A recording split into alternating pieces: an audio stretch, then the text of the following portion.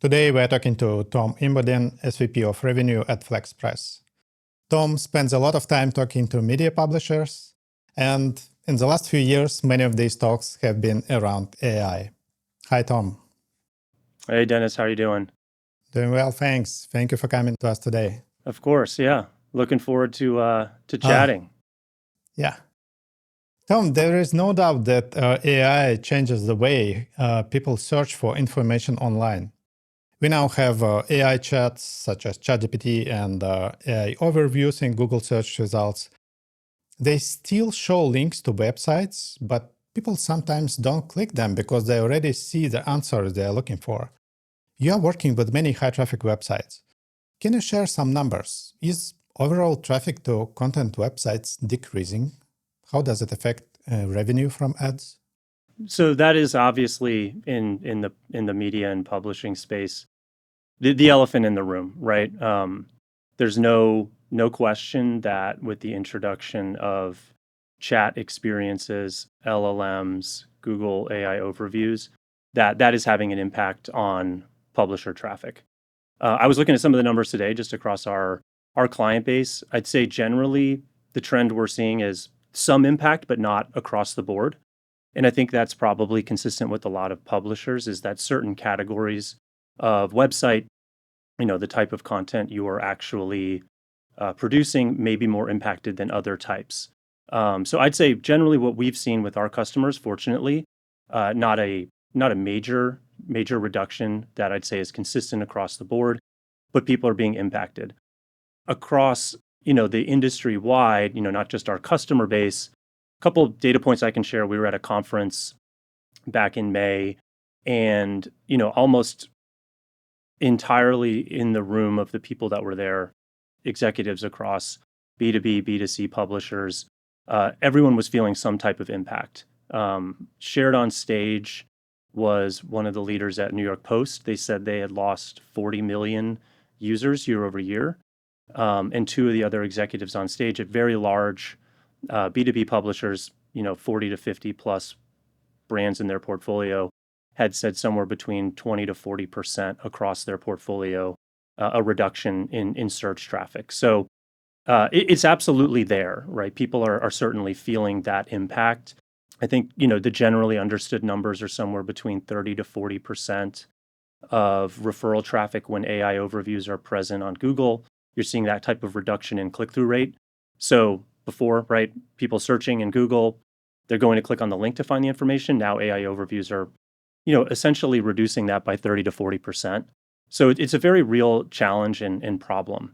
I think in terms of advertising revenue, the second part of your question, at the end of the day, how you generate advertising revenue is a simple math equation. Your advertising revenue is just a function of your ad inventory times the rate that people are willing to pay to place their ads on your digital property. So ad inventory is really simplifying it, kind of to its like two most core metrics is the number of ads you can show on a page times the number of pages that people are going to see and visit. And so at the end of the day, if that number, one of those numbers is going down, right, that's going to impact your overall ad inventory. So if you just think about it in that sort of simplistic way, reduction in traffic is absolutely causing a potential impact to the total inventory that you can show on your digital property, right? If a year ago I had 1 million visits on my website, I was showing one ad impression, per visit, I'd have 1 million ad impressions in my inventory. If that number is now 800,000 visits a month and I'm showing that same inventory rate, obviously that's 200,000 less impressions. So there's definitely an impact. People are certainly, figuring out ways to get around that, right? But, as you think of traffic, right, that's a direct impact to bottom line on the advertising side. Mm-hmm. Yeah, well, 30 to 40% is pretty significant. How do media publishers adapt to these changes? Which strategies do you think work better? If you think about where we are in the AI journey, we're a couple years into this impact, and I'd say a lot of people are in more of the testing phase, if you will, of figuring out what strategies will work, because it's still nascent, it's still early. What I think is going to win or will be a very important factor for publishers is thinking of the difference between an owned audience and a rented audience. And the key to the difference there is capturing and retaining visitors over time and learning more about that user, first party data, for example, so that you can continuously engage with them with content and deliver more measurable metrics for targeting for advertisers that will sustain kind of long-term business growth. In the previous world, right, traffic coming from Google isn't necessarily what you'd consider, your most loyal readers, right? You may convert a certain percentage of those people, but at the end of the day, that's really more so, more or less a rented audience, right? You're getting someone for a click, they visit, and they bounce, or maybe they don't come back. This sort of future looking goal has to be, how do you engage and develop the audience and also rely on data to inform information about that user to ensure they're coming back and consuming your content, not just on your website, right? Diversifying across other non-web specific, www dot channels, think of newsletters, communities, events, is really kind of diversifying the way you engage with that audience. So I think, to sort of summarize where I think publishers are starting to focus is, one, we have to operate in this world where referral traffic is coming down. How do we continuously engage those very loyal users in our very loyal audience that continuously wants to come back? And how can we use data to inform the type of content that we produce for them, how we engage with them on channels that aren't just online? And that creates a little bit different of a business model than what many publishers, have to date been relying on, because Google has been a major source of traffic and referrals to coming to the websites. So does it raise the bar on content quality? Like, because if publishers want to rely on a loyal audience, they probably want quality content, right? Yeah, absolutely. So I think the answer to that question, like point blank, is yes. Content quality has always been important, but obviously there's been ways to game that with SEO and whatnot to date. But if you think about sort of the future of where a lot of user behavior on the internet is trending, it's a clear preference for conversational search, right? This sort of static. I go to Google, I type in a question or something I'm looking for information about. Then I'm scrolling through a list of links, clicking on what I find, reading about that. That is sort of the old way of finding information. As consumers are adopting ChatGPT, Perplexity, other LLM models that help them find information faster, there's a clear preference there. And so adapting to how those tools are presenting that information is going to be important for discovery, right? How do you get your content discovered? And so what we know about how those models are returning information is that authority, trust, a lot of the things that actually are successful in SEO are still very applicable. And so in order to get your content discovered through LLMs, you still need to maintain that content quality. And ultimately, that sort of brand affinity, brand trust, content quality still will win, right? You think about what I was just talking about previously. The way to continuously engage loyal users, right, is with content quality. You're a trusted voice. I believe what you're writing. I want to come find information about that at this source. And that's still applicable to a broader audience as well as how they're, discovering and finding information today. So, one example I always kind of refer to is, if I'm buying something that I really truly care about, right? Like, I love to golf. If I was ever to buy a golf club, I would never go to Amazon, right? I'm going directly to a very trusted retailer or directly to the brand to find exactly what I want. And I think content will play out in a very similar way, in that people will use LLMs, the way they're sort of developing, sort of the user habits will obviously change in the future, as we're still very early on the adoption curve there. But when it comes to really trusted information, I want to plan a fishing trip or an outdoor trip or any type of important purchase I want to make or information I want to learn about, something I'm extremely passionate about, those trusted sources still have a very strong place. And so the quality of that content and what those brands are actually producing and how they're representing themselves to their audience is ultimately going to be extremely important moving forward. Speaking of content quality, how do Yeah. media publishers use AI in content creation? I don't mean Yeah. low quality AI generated Yeah. websites. I mean Sure. reputable brands that historically had strong editorial teams. Do they use AI these days? Yeah.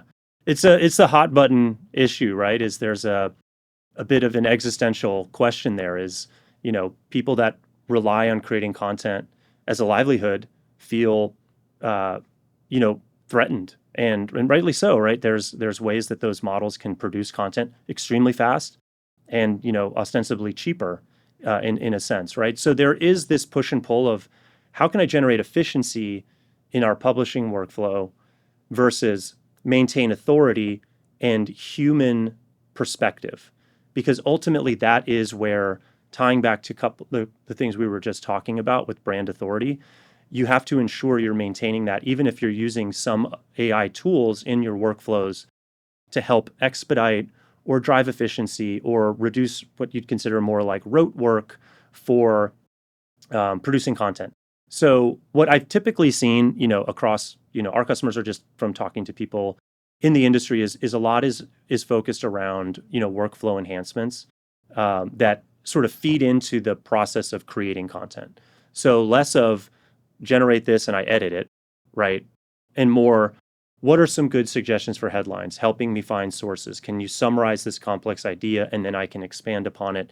These are things almost more like tools into the creation process that publishers are adopting now. And so a lot of that comes with just I think, what you'd consider how you build outside of the core piece of content. How do you drive efficiency there in the workflow, and things that come along the lines of like tagging content, making that more efficient, because that is very much a process that can be like, susceptible to human error. Those are where I see typically more of the more common places that people are adopting. But yeah, to the sort of the other point is that is the real kind of crux of the I don't know, call it the moral quandary or whatnot. But how do we integrate this tool that is an existential threat to how we make our livelihoods and how we produce our content? I think is very important to maintain that human connection, because again, to the points from before, the brand authority, the trustworthiness of the brand, the quality of the content is where many strongly believe, companies will win in the future. Introducing AI into that, are you losing that if you do it too heavy-handed? Looks similar to the development world in which I live. Sure. So there was a lot of talk that AI will replace developers. Mm-hmm. Finally, people they're not talking about Yeah, it right. anymore. So developers work together with AI, and the same seems to happen with editors, right? Absolutely. Yeah. I think it's, in my workflows too, right? Like I utilize ChatGPT, other tools, as well. And I think there is a nice efficiency hack, if you will, to a lot of things that you used to do. But where does that kind of come into the publishing world versus other jobs where, there is sort of this central human component of creating something unique and very similar to developers, right? Is there's, this sort of uh, natural human component that's extremely important to protect, right? And I think that's where people can certainly see through those things rather quickly, and that's where you lose brand authority. But I think there's a number of ways where it can help make people focus on the things that are the most important, while reducing a lot of uh, work that you'd consider rote, or not, that separates you from someone else or makes you unique or your perspective unique. What do you think about blocking AI bots? For example, Cloudflare introduced a feature on the CDN that allows you to either block AI bots completely or make them pay for crawling your content. Do you think it makes sense? Yeah, great question. I think it's really interesting. I was reading that, and my first thought was, it's basically the perfect example of the prisoner's dilemma, right? Is that if everyone blocked AI crawlers on their websites, everyone would benefit, right? But we already see that not happening, right? New York Times, other companies are striking deals with the large models, licensing deals and whatnot. Atlantic was, I believe, one of the first last year to really, kind of take that route. So the question is really, is that a good idea? Is that something that you should do? I think one, the cat's kind of already out of the bag, if you will. The data's been trained on the history of the internet, right? So there's already like a leg up, and essentially you're blocking a lot of like new content at the end of the day. I think if you look at consumer behavior, it's a risky bet to do that and to say point blank across the board, we're blocking all AI crawlers from our site.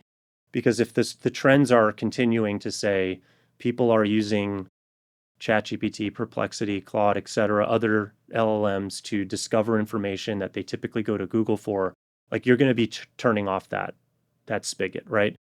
Granted, click-through rates are substantially lower than in LLMs than Google. So it's not going to be a one-to-one replacement, but that will be a place people are finding information. And you do want yourself to be showing up in there. I think in the long term, that's going to be beneficial.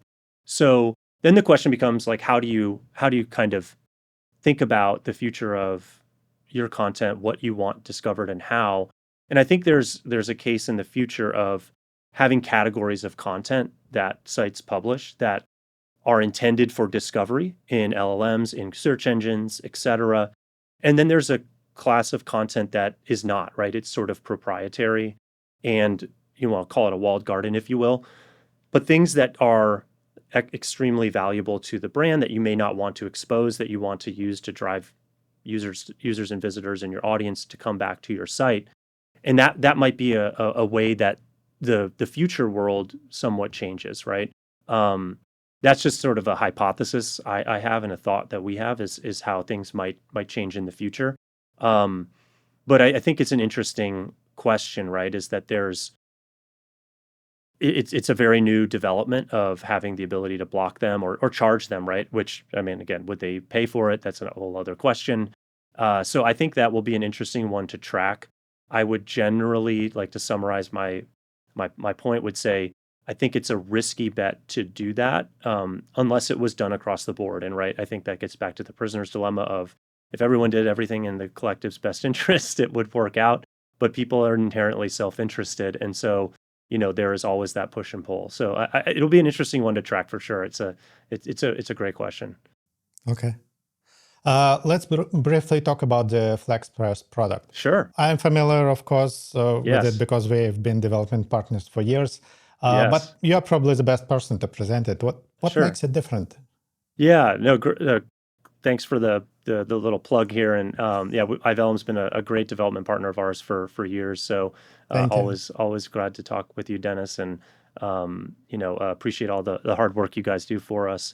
But yeah, at the end of the day, Flexpress, what do we do? What makes us unique? So our objective, our mission really is to help website owners and media publishers get their content discovered, engage your users and drive continuous engagement, and then monetize your content, right? And so our core product and how it does that is really focused on a high performance CMS. And so what makes that different from other options out there is we deliver a headless CMS, which provides a lot of flexibility from a development standpoint, really high performance from an end user standpoint. So that's really a strong indicator to Google, as well as driving continuous sessions, longer user engagement. And we pair that with a number of tools that we've built to maximize discovery and distribution of content. And really that process, that product comes as if you want to think of it, out of the box solution, where if you're building something comparable, takes a lot of time, takes a lot of money, requires a lot of maintenance and overhead to manage. And we kind of strip away a lot of that complexity. So we make it really easy for you to get your content discovered and then engage your users through our high performance platform and very flexible design process. And then on the latter end, we provide monetization tools as well to help monetize your users. But really our goal is to deliver on all three of those fronts, right? And so over the last, this company's been in business for around 4 years, things have changed, right, in the landscape of publishing, right, as we've obviously been talking about here. And so our core focus, kind of at our outset was how do we do this and optimize content for SEO, distribution through syndication, other referral channels. That was kind of our core focus. And now there's an entirely new discovery channel that exists out there. So how do we, adapt and provide tools for our clients to help continuing their business growth? And so very soon we'll be launching a new tool that helps simplify the process of getting a private AI experience on your website. Think of it as a private LLM, very similar experience that consumers would have on ChatGPT, Perplexity, Claude, but that is trained specifically on your own content, and you have a lot more control over how those interactions happen. And so we're really taking a developer focused approach there to provide a number of tools to users that help transform their content into the way that people like to interact with it on LLMs today, because that's clearly a preferred way of conversing and finding content, with the goal of helping drive increased user engagement, repeat visits, and then ultimately, potentially value-added products or other monetization channels. So we're super excited about that. That's kind of a next evolution of our platform. And more will be coming about that. But obviously, as consumer behaviors changed, how we help our clients has to change as well. And so that is something we're very excited about. And I think it goes in line with the idea you mentioned, like moving from the referral traffic to the direct traffic. And for direct traffic, you obviously need to improve your own website. Yeah, I think one kind of example of this came in the news, I think about a month and a half ago, was Reddit announced they were launching Reddit Answers, and that essentially is a Reddit LLM that is trained entirely on the user community responses on the variety of topics, right? And so that kind of use case is more or less exactly what we're talking about here. And for a lot of publishers that aren't like a Reddit, right, where you have billions and billions of user generated sources of content, is think of a one good example that people can take a look at is the company The Information, publisher around technology news. They have launched for their subscribers a tool called Deep Research. And essentially, Deep Research does the same thing as Reddit Answers, except it's trained on the entirety of the history of data that The Information has produced. And so people really rely on The Information for trusted sources of news, right, and data about the tech industry. And so now, they have a subscription product, and now those subscription and subscribers will have a new product, a new tool that they can use, right? That's a great example of how publishers can utilize AI within the consumer experience and the user experience to add value to how they interact with their content, find answers a lot faster and the content that they're looking for more effectively, right? I think if you polled probably every publisher out there, they'd probably say our site search is terrible, right? And so making that experience a lot better gives you something that drives affinity, loyalty, and continual usage, right? And so I think that is where you're meeting the user at a point of new familiarity, right? Is that we have this new way we expect to get information because it's out there in the various different LLM tools that people are using. If we can deliver a similar experience and then find monetization paths for that, that can be a very strong value proposition to someone who wants to find information from a very trusted source in a way they really enjoy finding and getting content, right? Yeah, sounds very cool. And I'll put the link below the video for anyone interested. Thank you. Due to the nature of your work, you interact with many people and hear different opinions in the media industry. Based on your observations, what are the biggest misconceptions about AI and media? Great question. I think one misconception is I guess I don't know particularly how broadly accepted it is, but that AI is generating content for a lot of publishers. I think that's a misconception. So that's not the case, right? I absolutely don't believe that to be the case. You're looking at our clients, that's definitely not something that they are doing, right? As I mentioned before, right? That's a very hot button issue and something that I think is very important for brands to to harness and protect, right? I think the second thing that I would would point to is kind of the idea that like publishing or media publishers will like go away. Like AI will destroy that. You look at the evolution from print to digital, right? It kind of had a similar feel, right? It's just a change in the way the business models work, right? You'd think of before, right? Like classified ads, circulation. Those, that's the print world.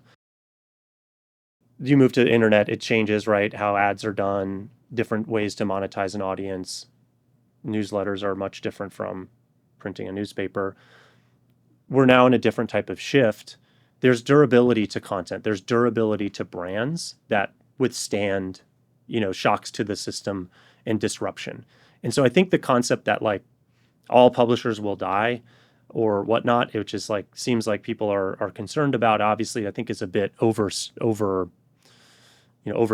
I think these are very resilient brands. These are very resilient people, very creative people, and it's just a period of change and adaptation. Adapting to what's new. And as time progresses, there will just be a different way that those companies are doing business, right? And so I think that sort of concept is, I think, a little bit overdone and not reflective of where things will go in the future. Do you have any predictions where it might go in the next few years?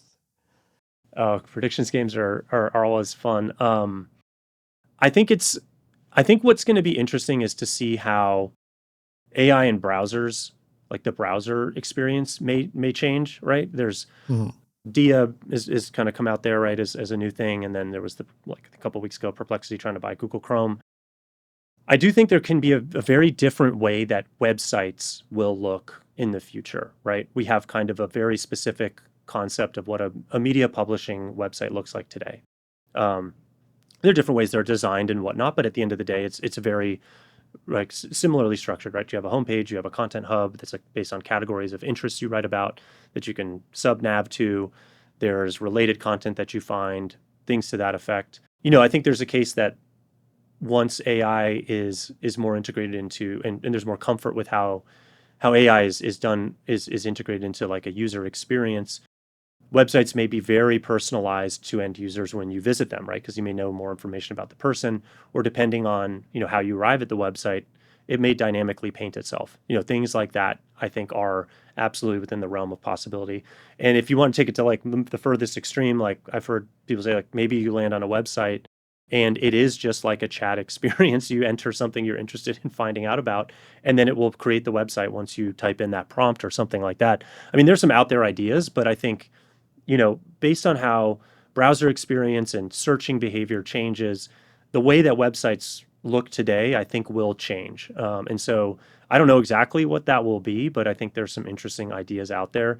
And as, more, I think, moonshot edge case uses of AI within how people experience websites on the internet evolve, I certainly think there's a lot of room for change there, and I'm curious to find it out. I don't know if I'm making a hard prediction line that I'd be willing to bet on, but if I had to say something, it's the way that the content-based, media-based websites look today. That experience will be different. I don't know the time horizon of that, but I certainly think that there will be some change there. Yeah, people experiment a lot, and it would be interesting to see what sticks, basically. Yeah, absolutely, and it's a very fast-moving space, and I think it will be a really interesting one to track. And I'm obviously following it very closely, so excited to see what happens.